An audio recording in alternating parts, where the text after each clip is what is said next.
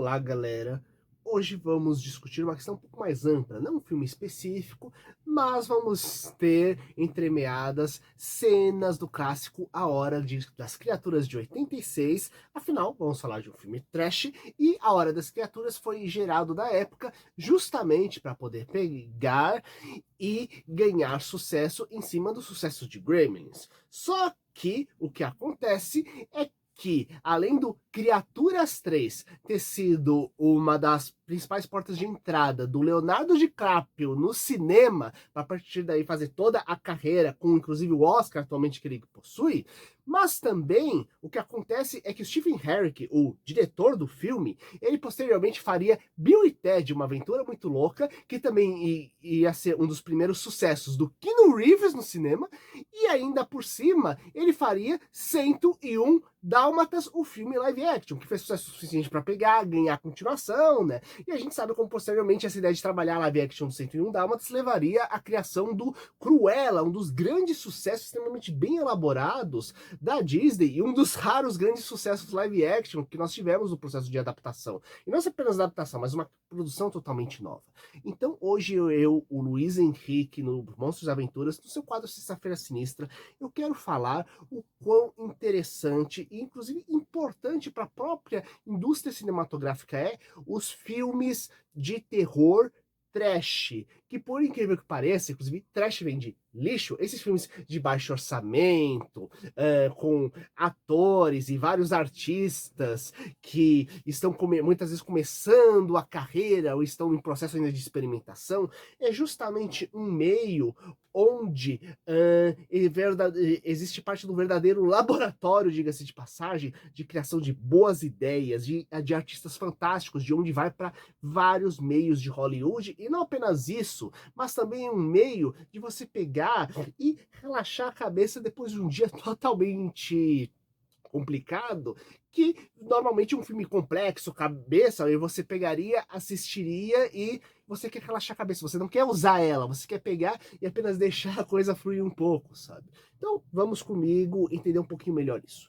Primeiramente, temos que entender que já existe o gênero terror por si só já tem uma conotação quase um pouco trash na cabeça das pessoas, sabe? É quase como se o suspense fosse aquela coisa mais elaborada, desenvolvida, estruturada, né? E o terror fosse só aquela coisa com gosma, sangue, etc. O que é um erro, em parte, por causa dos filmes que são produzidos em massa. Todo gênero, quando é feito sucesso, vai pegar e ter várias obras tentando copiar aquele sucesso, o que resulta filmes dos mais variados tipos de qualidade.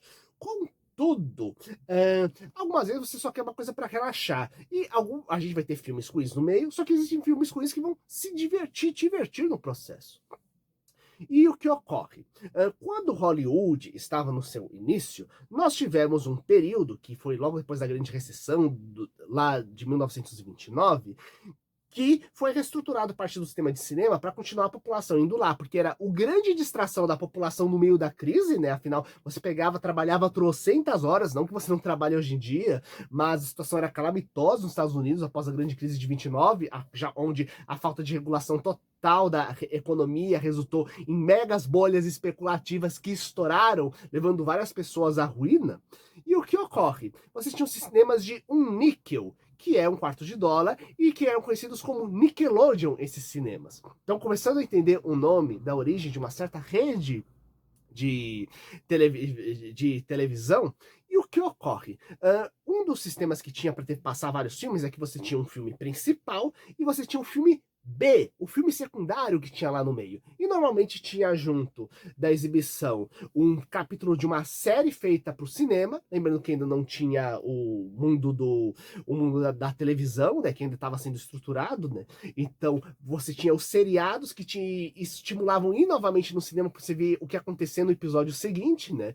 E você tinha também o desenho animado que pegava e era exibido. Então esses filmes secundários de baixo orçamento, meio que para ajudar a dar volume para o filme principal, eles que resultavam em uma indústria gigantesca. Afinal, você tinha vários pequenos filmes que tinham que pegar e ser produzidos. Então, não estamos falando apenas de uma coisa para relaxar a cabeça. Para você fazer um filme, você precisa de ator, diretor, roteirista, cinegrafista, o pessoal que vai o figurino, toda a questão do cenário e por aí vai. E o que ocorre é que você tem também ter todo o sistema de distribuição. Então, essa questão de você ter filmes menores de baixo orçamento, feito apenas para diversão pura, eles geravam e geram até hoje em dia toda uma rede de empregos, fazendo com que vários trabalhadores consigam colocar dinheiro em casa. E não apenas isso. O que ocorre? A gente ainda teve isso ocorrendo nos anos 80, só que com o final desse sistema, que vários estúdios pequenos começaram a falir, o que ocorre? A gente teve, nos anos 80, finalmente a chegada do VHS, o que gerou todo um mercado que não existia no cinema. Afinal, uma locadora permite você ter muito mais filme do que uma rede de cinema, e sempre alugar ou vender um diferente.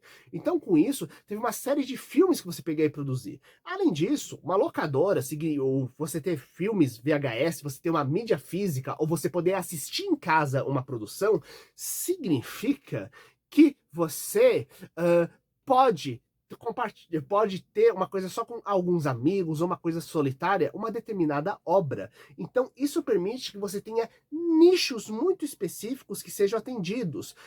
Para você ter uma obra ser sucesso do cinema, você normalmente precisa ter uma coisa que abranja muitas pessoas. Porém, se você tem uma coisa mais restrita para casa, você pode pegar, você não precisa reunir tanta gente para pegar e aquilo ter sucesso.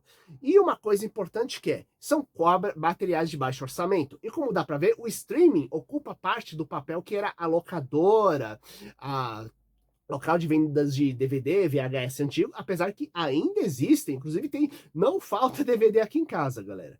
E o que ocorre? Nós temos uma questão muito importante que muito se tem na cabeça de que um cinema, ele pega, melhor, uma produtora de filmes, ele vai pegar o dinheiro da indústria multimilionária e enfiar para produzir uma obra. E isso não é verdade. Normalmente, você vai pegar, tem um dinheiro inicial que você inicia, alguns milhões, para poder pegar e gerar uma pré-produção. Isto é, você vai contratar um roteirista para criar uma proposta, ou pegar uma proposta já existente de um roteirista, ver fazer um levantamento de orçamento de quanto custaria aquilo, quanto custaria os atores, para como você faz uma organização geral daquilo na pré-produção, inclusive começa a conversar, inclusive com os artistas das mais variadas etapas de produção do cinema para ver a disponibilidade, quanto seria o pagamento de cada um, e a partir disso você leva a proposta para mega empresas que não são do cinema, incluindo vários bancos. Então, na verdade, os filmes grandes são bancados por gente extremamente rica, por mega corporações totalmente fora do meio do cinema, que vão pegar e ver aquilo que seja do gosto melhor deles, ou que pegue e que eles acham que vai pegar um monte de público de acordo com a visão que eles, que são totalmente fora do meio do cinema, têm a visão de público. Então, a questão é, você tenta pegar e vender aquela ideia de mega filme para alguém que é totalmente fora do meio do cinema, para ver aquilo que ele acha que os amigos dele vão assistir, lembrando que estamos falando de uma empresa mega milionária, pegando e investindo dinheiro.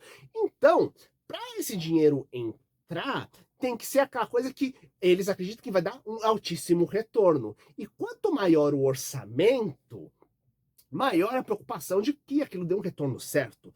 Então, a tendência sempre vai ser que pegue um livro famoso para adaptar, ou que seja uma continuação de uma obra, ou que seja o spin-off ou prequel, isto é, uma obra que se passa um pouco antes de uma ideia famosa. Por quê? Para você pegar uma coisa já conhecida para tentar vender. Por isso que filmes famosos têm trocentas continuações, porque é aquilo que vai pegar e garantir mais retorno certo, inclusive para os investidores pegarem e injetarem dinheiro naquilo.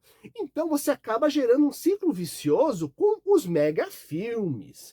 O que acontece? Filmes que sejam pequenos, com baixo orçamento, não precisam dessa grana toda. Então eles não precisam ter um retorno tão grande.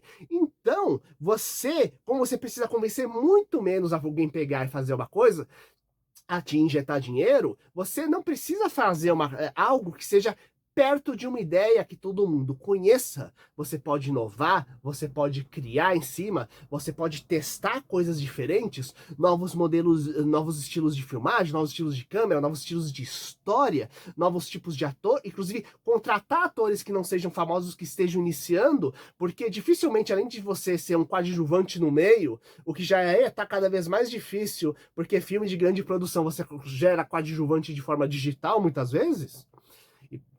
O que acontece? Você pega para entrar dentro da indústria, em qualquer forma de artista, você vai ter que começar justamente pelos filmes pequenos, porque os grandes não querem se arriscar com alguém que ainda não começou aquilo. Então, um filme menor é onde os artistas novos vão entrar, onde eles vão experimentar, onde eles vão desenvolver suas próprias técnicas, suas próprias habilidades, seu jeito de atuação, seu jeito de direção, seu jeito de produção artística, coisa que vai estar completamente engessado quando estiver num filme de grande porte. Então, o terror trash, sendo justamente um filme de baixo orçamento, e que precisa de pouca coisa, são justamente um dos grandes meios para experimentação. Inclusive, lembra dos artistas que eu falei que começaram nesses filmes? O Jack Nixon, por exemplo, que muitas vezes a gente conhece como o Coringa do Batman, ou como um dos grandes vilões da adaptação do O Iluminado no cinema, começou primeiro lá nos anos 50, com Roger Corman, numa obra que foi filmada em 3 dias, que era A Pequena Loja de Horrores, onde ele pegava e era dono de uma planta carnívora enlouquecida.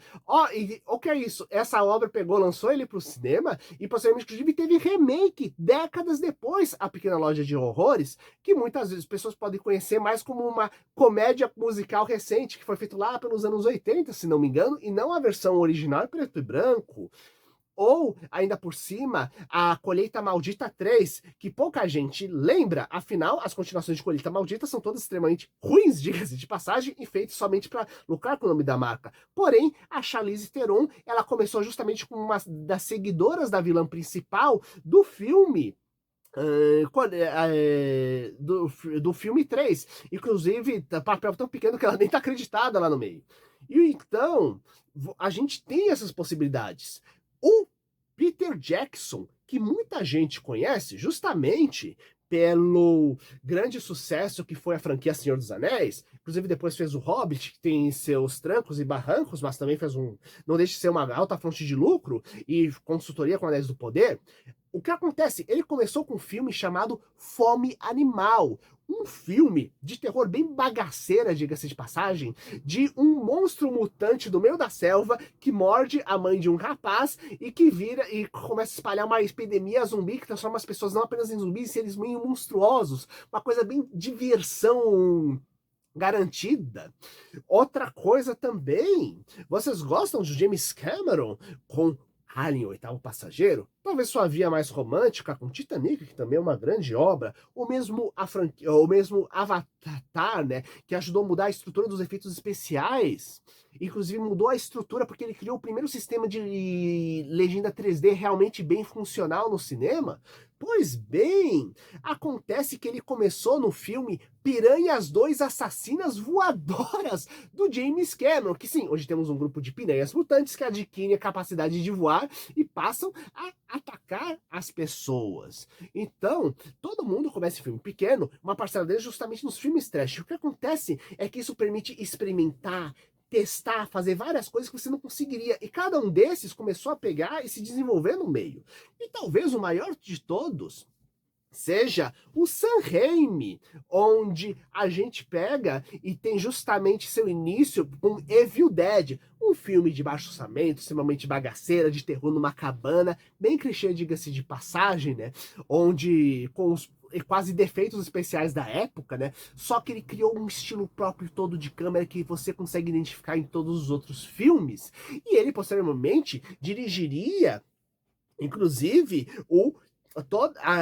a primeira saga do Homem-Aranha no cinema, fez Oz, Mágico e Poderoso. Nós tivemos, inclusive, Doutor Estranho 2 no Universo da Loucura, que a gente pode até discutir um pouquinho de qualidade, mas o legal é que a mesma franquia Evil Dead ele conseguiu retomar, inclusive virando uma trilogia bagaceira na época, que é bem divertida para quem curte terror, e virou um terror realmente tenso, sombrio com com o remake recente e com o material e com o Evil Dead Ascensão, que é extremamente bem dirigido, tanto que o diretor do Evil Dead Ascensão está agora no Alien Romulus, que parece que vai seguir a mesma fórmula de pegar, gerar uma tensão, sabe?